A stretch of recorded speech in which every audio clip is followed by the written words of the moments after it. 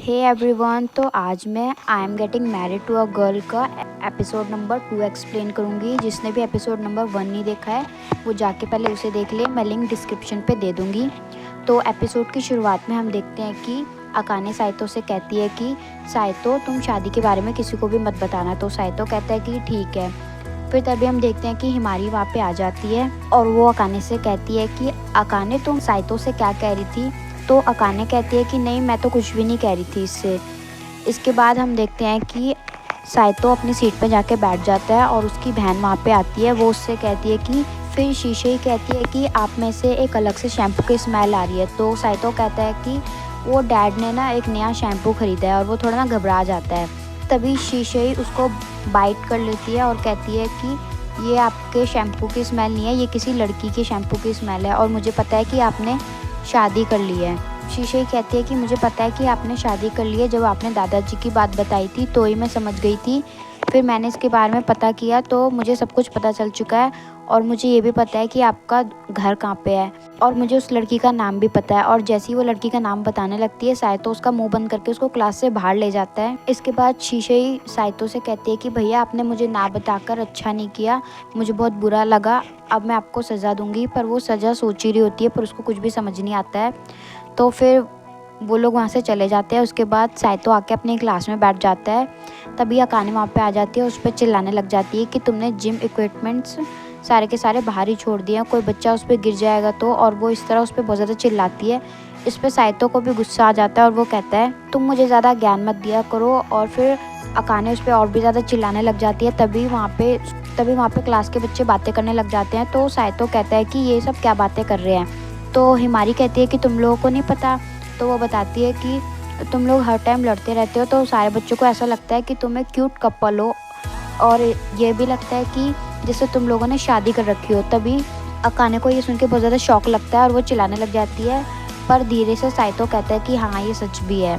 इसके बाद हम घर का सीन देखते हैं जहाँ पे अकाने साइतो पे फिर से चिल्ला रही थी कि तुमने इतना सारा ये जूस क्यों खरीदा है। तो साइतो कहता है कि ये वेजिटेबल जूस है जो कि सेहत के लिए बहुत ज़्यादा अच्छा होता है। फिर अकाने कहती है तो क्या तुम ये जूस पी के जिंदा रहोगे। तो साइतो कहता है कि नहीं, ये देखो ये इतने सारे नूडल्स ये हमारे खाने के लिए बहुत अच्छे हैं और ये बहुत जल्दी भी बन जाते हैं। फिर अकाने कहती है कि बॉडी को प्रोटीन की भी ज़रूरत होती है। तभी साइतो प्रोटीन पाउडर का डब्बा लेके आ जाता है और उसको वेजिटेबल जूस में मिलाने लग जाता है और कहता है कि ये बहुत ही ज़्यादा हेल्दी है। और फिर वो बहुत ही क्रीपी से स्माइल करने लग जाता है और कहता है कि तुम्हें इसे पीना होगा, ये मैंने बहुत ही मेहनत से बनाया है। पर अकाने कहती है कि ये तो जहर जैसा लग रहा है, इसको मैंने पिया तो मैं तो मर जाऊंगी।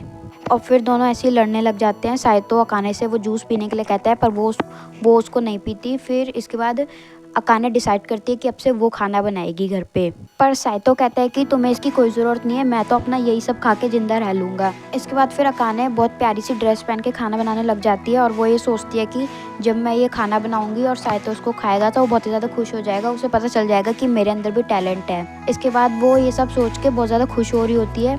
पर साइतो कहता है कि तुम ऐसे क्रीपी सी स्माइल क्यों कर रही हो, मुझे तुम्हें देख के डर लग रहा है। तो अकाने कहती है कि मैं तुम्हारे लिए खाना बना रही हूँ, कम से कम मेरी तारीफ़ तो कर दो। इसके बाद साइतो उसको देख के ये सोचता है कि पता नहीं ये कैसा खाना बना रही है, कहीं मेरे खाने में जहर तो नहीं मिला देगी, कहीं ये मेरा आखिरी खाना तो नहीं होगा। उसके बाद हम देखते हैं कि खाना बन के रेडी हो जाता है और अकाने जब उसे टेबल पे सर्व करती है तो वो बहुत ही ज़्यादा अच्छा दिख रहा था। और साइतो उसको खाता है तो उसको एकदम ना अपने बचपन की याद आ जाती है जब उसकी मदर उसके लिए ऐसा खाना बनाया करती थी। फिर अकाने पूछती है कि कैसा बनाया खाना। तो साइतो कहता है कि नॉर्मल।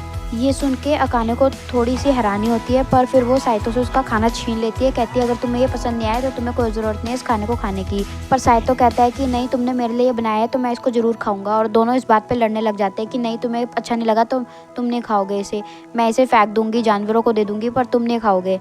तो साइतो कहता है कि नहीं, तुमने मेरे लिए बनाया है, मैं इसे ज़रूर खाऊंगा। और उससे छीन के वो सारा खाना फटाफट खा जाता है। इसके बाद दोनों लड़ने लग जाते हैं पर साइतो कहता है खाने के लिए धन्यवाद और वो अलग ही एक दुनिया में चला गया था क्योंकि उसको वो खाना सच में काफ़ी अच्छा लगा था।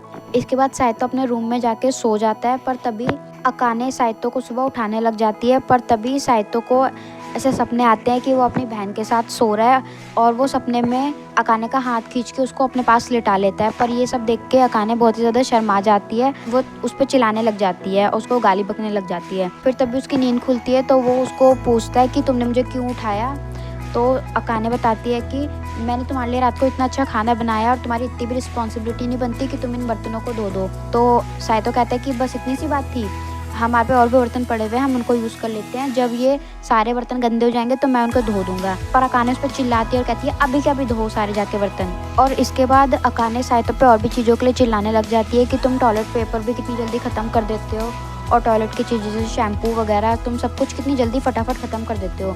अकाने कहती है कि मैं तुम्हारे साथ ऐसे नहीं रह सकती, तुम कितने गंदे से रहते हो और मैं इस सुंदर से घर को कूड़ा घर नहीं बनाना चाहती। इसके बाद फिर साइतो वहाँ से चला जाता है। फिर हम देखते हैं कि दोनों स्कूल जा रहे हुए थे और साइतो सोचता है कि हम दोनों कितने डिफरेंट हैं, हम दोनों की पर्सनैलिटी एकदम अलग है, वो कुछ और सोचती है, मैं कुछ और सोचता हूँ। इसके बाद हम रात का सीन देखते हैं। रात में साइतो अपने रूम में वीडियो गेम्स खेल रहा था, ज़ॉम्बी वाला, तो वो बहुत ज़्यादा शोर कर रहा था। तभी अकाने उसके रूम में आती है और उस पर चिल्लाने लग जाती है कि ये कैसे तुम अजीब से गेम्स खेल रहे हो, वॉयलेंस वाले, मुझे ऐसे लोग बिल्कुल भी नहीं पसंद जो इस तरीके के गेम्स खेलते हैं, बंद करो इसे, तुम बहुत ज़्यादा शोर कर रहे हो, मुझे इरिटेट हो रहा है। तो साइतो कहता है कि मेरा गेम बस 40% बचा है, मैं इसको कंप्लीट करके अभी बंद कर देता हूँ।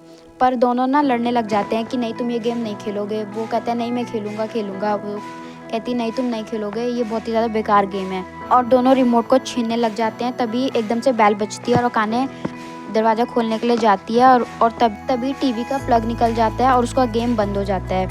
फिर जैसे ही अकाने वापस आती है तो वो देखती है कि साइतो सदमे में बैठा था क्योंकि उसका गेम कंप्लीट नहीं हुआ था, बीच में ही बंद हो गया था। और वो देखती है और सोचती है कि इसको पता नहीं क्या हो गया।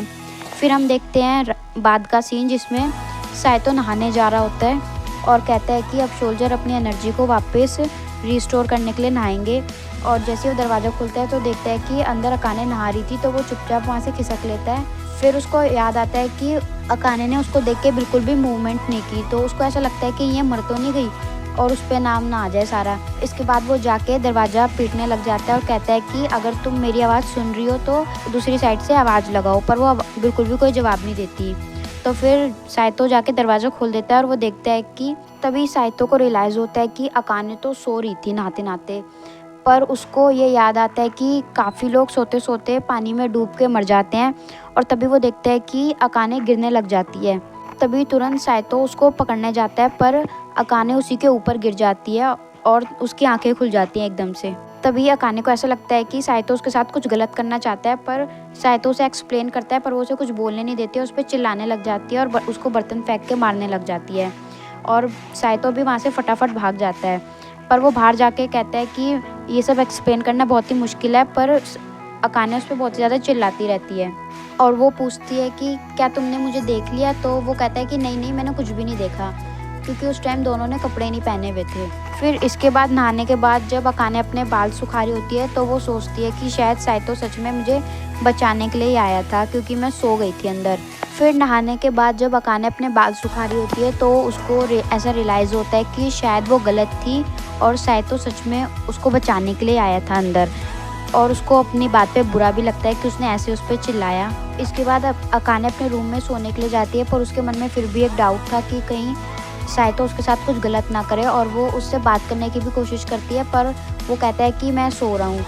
और फिर अगले दिन हम स्कूल का सीन देखते हैं जहाँ पे अकाने सुबह रो रही होती है। तभी हिमारी वहाँ पे आती है और अकाने उसको एकदम गले लगा लेती है और वो उससे बातें करने लग जाती है कि वो एक ऐसे इंसान के साथ दोस्ती करना चाहती है जिससे कि उसका रिलेशनशिप बिल्कुल भी अच्छा नहीं है। तो हिमारी एकदम कहती है कि अच्छा तो तुम साइतो की बात कर रही हो? तो वो कहती है नहीं मैं उसकी बात तो बिल्कुल भी नहीं कर रही हूँ, उसको मेंशन मत करो इस तरह। अकाने कहती है कि मैं उस इंसान के साथ रही तो मैं पागल हो जाऊंगी कुछ ही दिन में। तो हिमारी कहती है कि ऐसी बात है तो फिर तो तुम्हें उसको ज़ोर से हक करना चाहिए। तो वो कहती है कि नहीं मैं ऐसा नहीं कर सकती।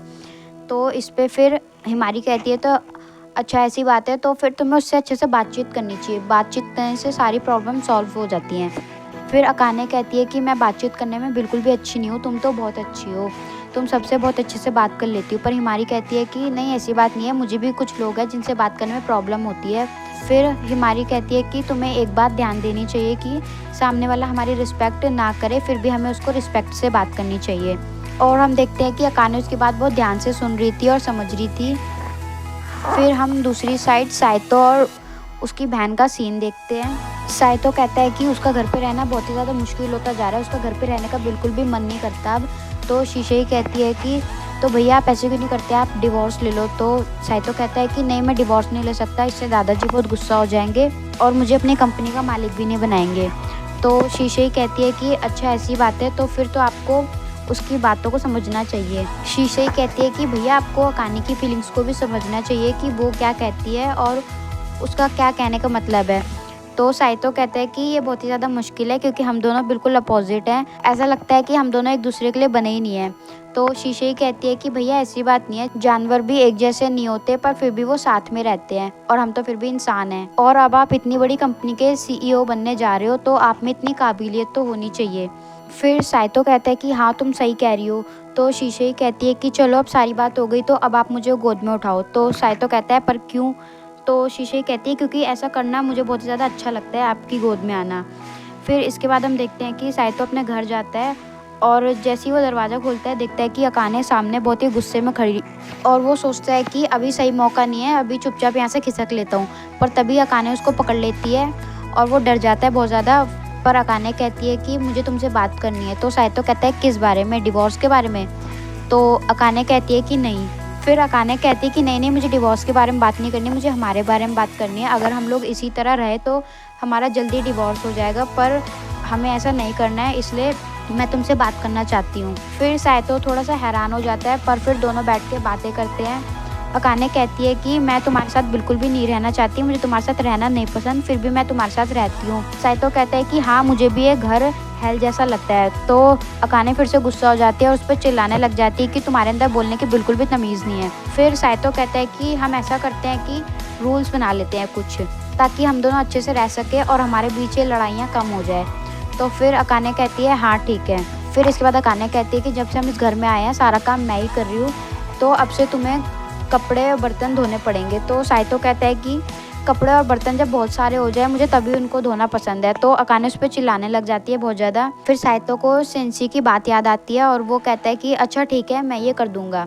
इसके बाद अकाने थोड़ा सा हैरान हो जाती है, पर फिर वो कहती है कि अच्छा ठीक है और तुम्हें भी कुछ बोलना है तो तुम बोल सकते हो।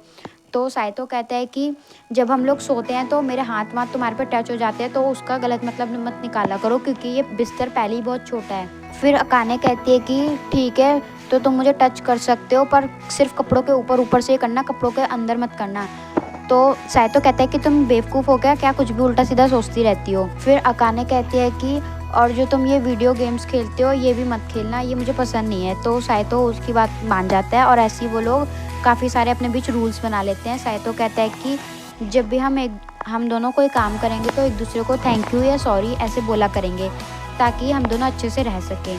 तो अकाने कहती है ठीक है। इसके बाद अकाने कहती है कि मैंने इतना अच्छा इतनी मेहनत से खाना बनाया था और तुमने उसके लिए मुझे थैंक यू भी नहीं बोला। तो साइतो कहता है कि वो खाना काफ़ी नॉर्मल था। तो अकाने उस पर चिल्लाने लग जाती है, पर साइतो बताता है कि नॉर्मल का मतलब होता है उसके लिए कि वो काफ़ी अच्छा था। फिर इसके बाद अकाने अपने रूम में चली जाती है और वो हिमारी से फ़ोन पे बात कर रही थी, तभी साइतो वहाँ पे आता है। इसके बाद जैसे ही साइतो अपने रूम में आता है तो वो देखा कि अकाने सामने बिस्तर पे लेटी हुई थी और वो काफ़ी घबराई हुई थी। उससे कहती है कि अब तुम मुझे टच कर सकते हो। तो साइतो कहता है कि तुम बेवकूफ़ हो क्या, मैंने गलती से टच होने की बात करी थी, जानबूझ के टच करने की बात नहीं करी थी। इसके बाद साइतो शीशे से मिलता है और वो उसको बताता है कि उसने उसकी बात मानी और उन दोनों के बीच अब थोड़ी बातें सॉल्व हो गई हैं। इसके बाद हम देखते हैं कि साइतो अकाने के लिए केक लेके गया था और वो उसको बताता है कि ये तुम्हारा फेवरेट केक है। तो वो पूछती है कि इसके बारे में तुम्हें कैसे पता। तो साइतो बताता है कि एक बार तुमने इसके बारे में एस्से में लिखा था स्कूल में। तो अकाने कहती है कि मुझे तो इस बारे में याद भी नहीं है, पर साइतो कहता है कि मेरे को याद रहता है ये सब कुछ। पर वो केक देख के अकाने बहुत ही ज़्यादा खुश हो जाती है क्योंकि उसको किसी ने गिफ्ट दिया था और वो स्माइल करने लग जाती है। फिर इसके बाद अकाने साइतो के लिए बहुत अच्छा सा खाना बनाती है और उसको कहती है कि टेस्ट करके बताओ ये कैसा बना है, और वो स्माइल करने लगती है। फिर तभी साइतो उसकी तरफ देखता है और शर्मा जाता है और उसके बाद फिर दोनों खाना खा के बर्तन धोते हैं। तो अकाने कहती है कि मैं तुम्हारी हेल्प कर देती हूँ, पर साइतो कहता है कि इसकी ज़रूरत नहीं है। पर अकाने कहती है कि कोई बात नहीं, मैं आज तुम्हारी हेल्प कर देती हूँ, और वो स्माइल करने लग जाती है। तभी साइतो उसकी तरफ देखता है और वो थोड़ा सा शर्मा जाता है क्योंकि उसने पहली बारी अकाने को ऐसे स्माइल करते हुए देखा था और वो सोचता है कि मैंने इसको हमेशा गुस्से में चिल्लाते हुए देखा है, पर पहली बार इसको स्माइल करते हुए देखता हूँ तो ये सच में क्यूट दिखती है। और ऐसे ही फिर दोनों थोड़ी बातें करते हैं और दोनों के बीच सिचुएशन थोड़ी अच्छी हो जाती है। और ये एपिसोड यहीं पे ख़त्म हो जाता है। आप लोग को ये एपिसोड कैसा लगा